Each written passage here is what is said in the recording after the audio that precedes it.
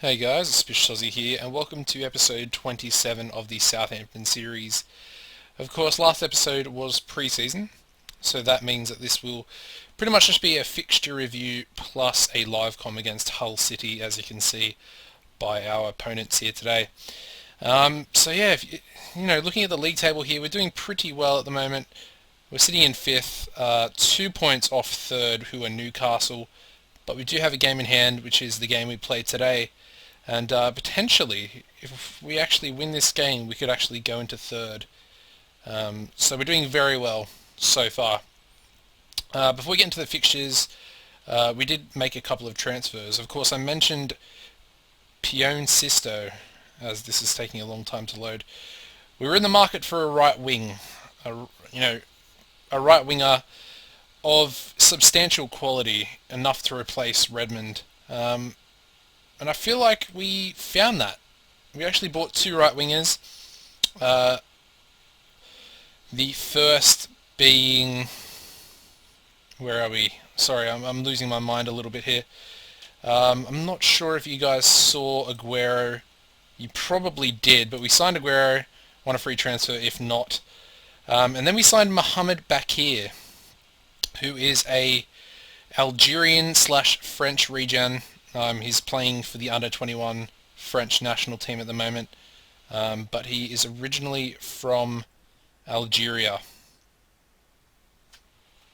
So he was brought in for a release clause of 25.5 million, and that was from Swansea, who were newly promoted. So they were in the Championship last season.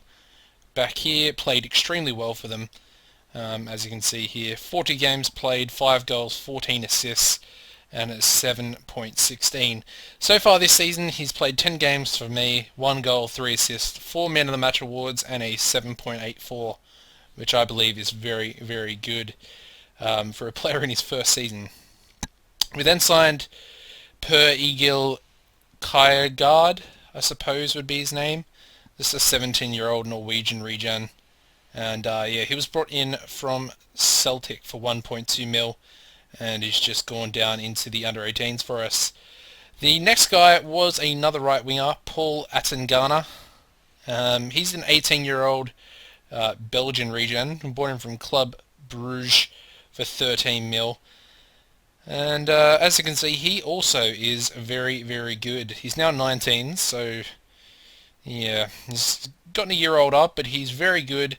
He is only the backup at the moment to Bakir because, Bakir is pretty much the best player in the whole team at the moment.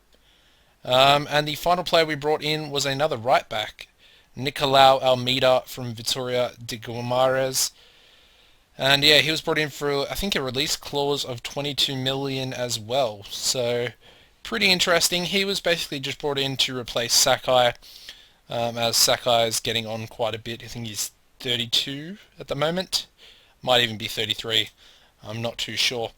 The only players that went out apart from that was just a few players out on loan, Senk-Viral and Graziosi.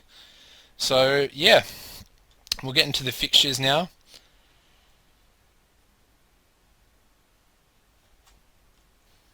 Alright, so let's get into the fixtures. And the first game was the game that you guys saw against Newcastle, the 0-0 draw. Very boring match. We followed that up with another 0-0 draw, this time at home against Derby County. Yeah, very boring. We then managed to beat the newly promoted Swansea that I mentioned before, 4-1. A pretty decent, win to get us off the mark for the season. And as you can see, Zivkovic opening the scoring for us, Kostic got a brace, and Christian Tini also on the score sheet there. One of their players got a goal back for them to make it 2-1, but yeah, we never really looked like losing to the newly promoted team. The next game was against Dagenham and Redbridge, a 2-0 victory away from home in the Capital One Cup second round. Christian Tini and Morgan Eza on the score sheet for us there with an immaterial man of the match performance. We then got absolutely destroyed by Man City, a 5-1 loss at home. Didn't really expect this, but yeah, I mean it's Man City. They can definitely pull one of these games out, and just absolutely smash you if they play, to the best of their ability.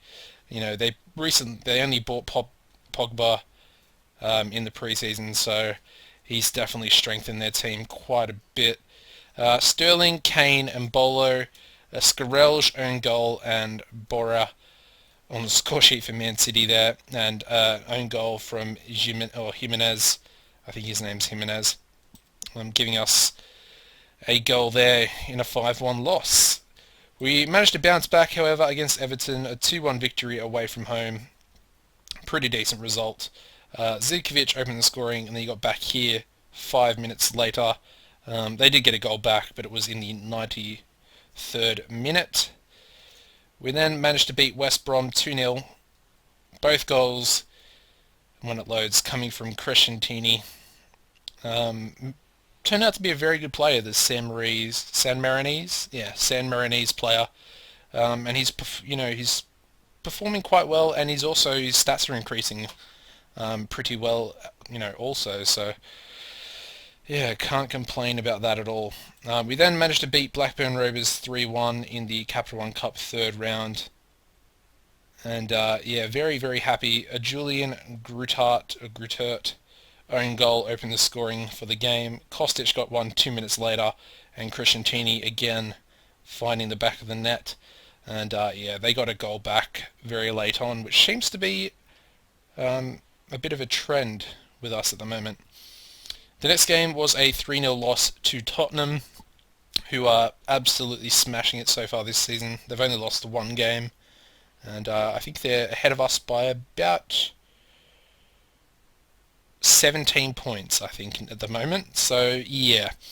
Dino Ferreira, the very good Portuguese player, with a brace there against us, and Oliver, I'm not sure if that's how you pronounce that properly, but Oliver also on the score sheet. And Trapp actually got man of the match performance in that game as well. The next game was against West Ham, a 2-0 victory at home. Once again, good to... Okay, so sorry about that, guys, but my computer was starting to overheat, so obviously I had to get out of Football Manager and everything. But the fixture that was loading as I paused the recording was against West Ham, a 2-0 victory.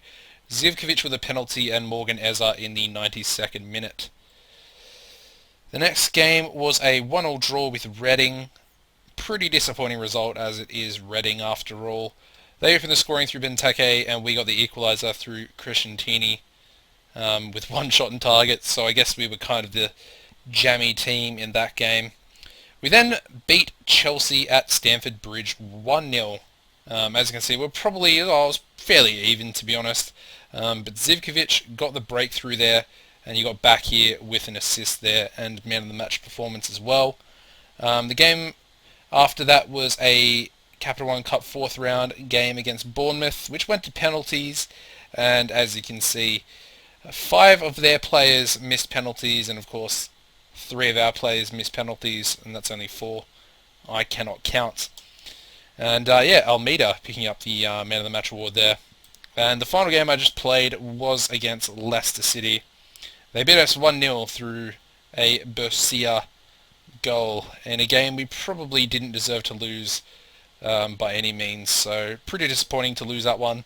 Would have put us in a much better position going forward, especially as we take on Hull today, who themselves are in 17th position. So they can always cause us problems. We seem to, relax against, usually we seem to relax against some of the weaker teams for whatever reason. I guess the boys just don't really get all that motivated, so I have no idea what is happening there. That was a bit of a glitch. I have no idea why that was just doing that. Anyway, today's lineup will be trapping goals. We're going to go with Almeida at right back. He's played very well. As I mentioned, the Chelsea game was quite good. We also have a couple of injuries, of course. Emetiro is suspended for this. Scarell's is just quite horrible at the moment. I'm not too fond of him. Almeida at right back, Van Voorthuizen centre back, Silva as the left centre back.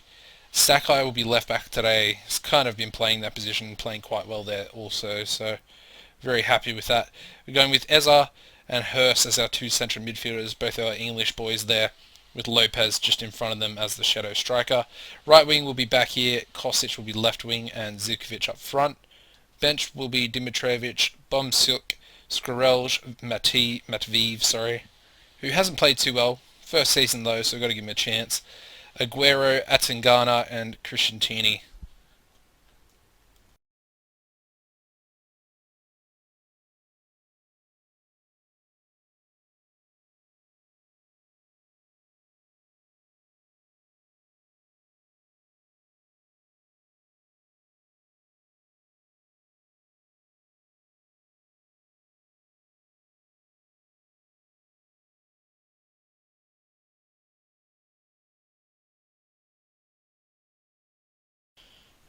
Positive.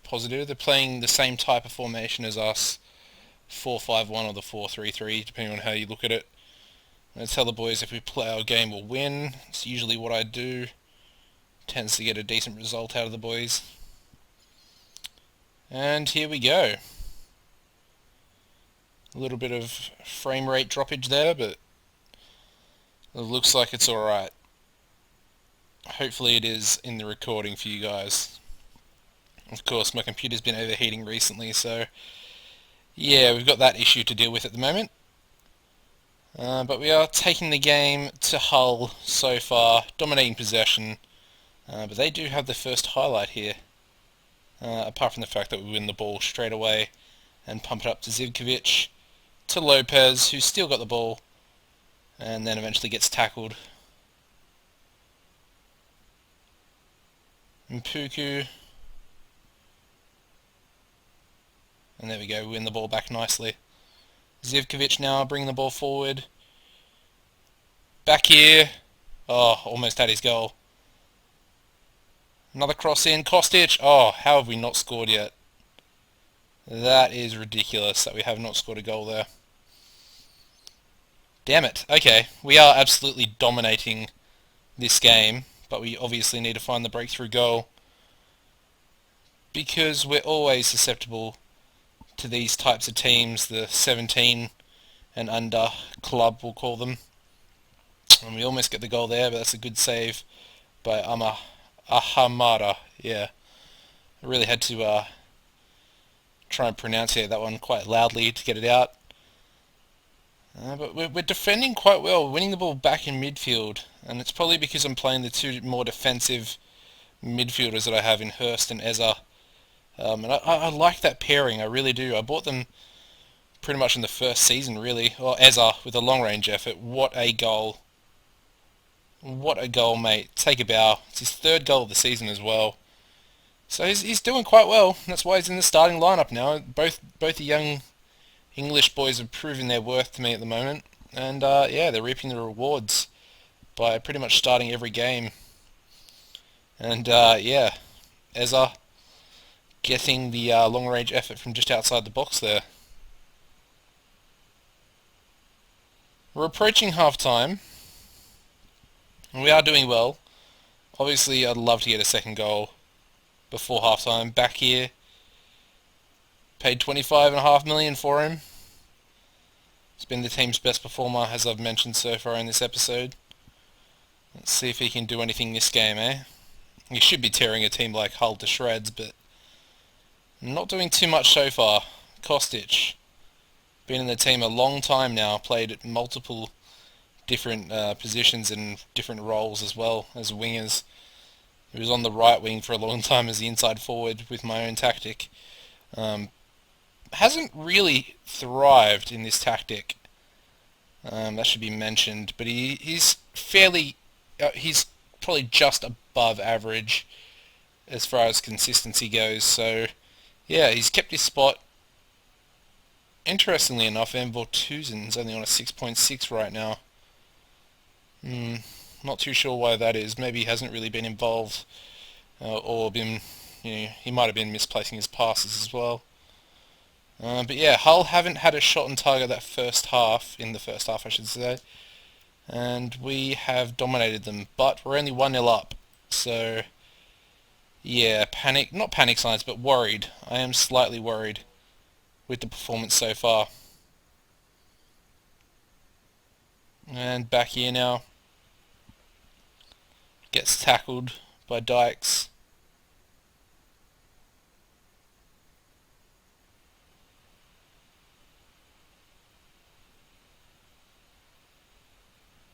Back here, bringing the ball forward. Plays it up to Zukovic. Kostic. Off the post. Back here, gets the rebound. 2-0. And that's his second goal of the season there. Hasn't scored many, but he has assisted quite a few.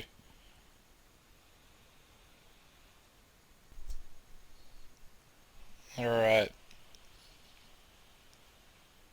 So hopefully we can get through the rest of this episode without my computer overheating, because if I manage to lose this progress through this game, I have a feeling if I try to record the episode again, it's probably not going to happen with the way my PC is at the moment.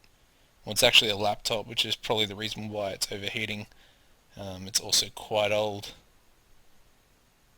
So yeah, I'll probably look to get a new computer soonish. Don't exactly know when that'll be. Because, well, this hasn't really been a highlight the whole second half. I guess that's kind of aided to my problems with, giving the ball away pretty poorly there, but that's the end of the game there, guys. A 2-0 victory over Hull. Both of the goals coming in the first half. I think was this. I think the second one. I can't even remember. But there we go. Yeah, the second goal came in the second half. Nice little 2-0 victory over Hull there. I know I never really expect to win those games against real low opposition teams. They just seem to be a bit bogey for me for whatever reason. I just think my team doesn't really perform well against them. Anyway, guys, if you enjoyed the episode, drop a like, and I'll see you in the next one. Goodbye, guys.